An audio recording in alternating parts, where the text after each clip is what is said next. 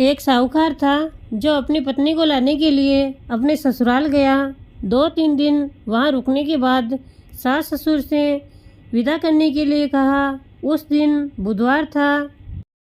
सास ससुर के साथ साथ अन्य सगे संबंधियों ने भी कहा कि आज बुधवार है और बुधवार के दिन गमन नहीं करते हैं। वह नहीं माना और जिद करने लगा।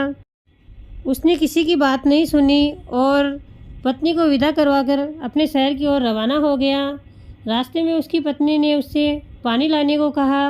वह गाड़ी से उतरकर पानी लेकर लौटा तो उसने देखा कि उसकी पत्नी के पास बिल्कुल उसके जैसी शक्ल का कोई दूसरा आदमी बैठा है। उसके जैसे ही कपड़े पहन रखा है। उसने गुस्से में आकर उस व्यक्ति से पूछा, तुम कौन हो और मेरी पत्नी के पास क्यों बैठे हो?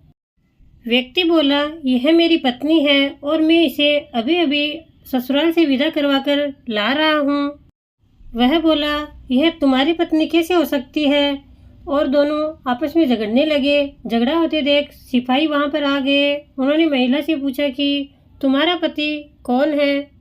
उसकी पत्नी कोई जवाब नहीं दे सकी क्योंकि वो दोनों एकदम एक जैसे ही दिखाई दे रहे थे। उसकी समझ में नहीं आ रहा था कि यह क्या हो रहा है और उसका पति कौन सा है और कौन सा नहीं है। वह व्यक्ति भगवान से प्रार्थना करने लगा और इस अजीब सी परेशानी से बाहर निकालने के लिए मदद की गुहार लगाने लगा।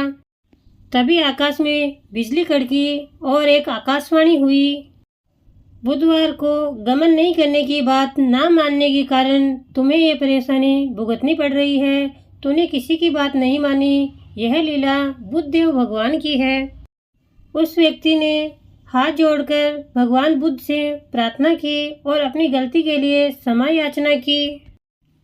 उसकी याचना सुनकर उसका हमशक्ल बनकर आए भगवान बुद्धदेव अंतर्ध्यान हो गए। उस व्यक्ति ने चैन की सांस ली और पत्नी को सकुशल अपने घर लेकर गया। इस घटना के बाद दोनों पति पत्नी नियम पूर्वक बुधवार का व्रत करने लगे। जो व्यक्ति यह कथा सुनता है और दूसरों को सुनाता है उसे बुधवार के दिन यात्रा करने का दोष नहीं लगता है तथा सभी प्रकार के सुखों की प्राप्ति होती है तथा भगवान बुद्ध की कृपा बनी रहती है। हे बुद्धदेव, आपकी सदा ही जय हो।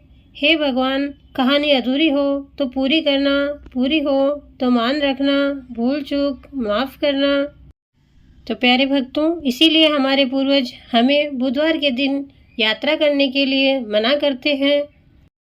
इसलिए हमें अपने बुजुर्गों की बात मानकर अपने शास्त्रीय और पौराणिक नियमों को मानना चाहिए।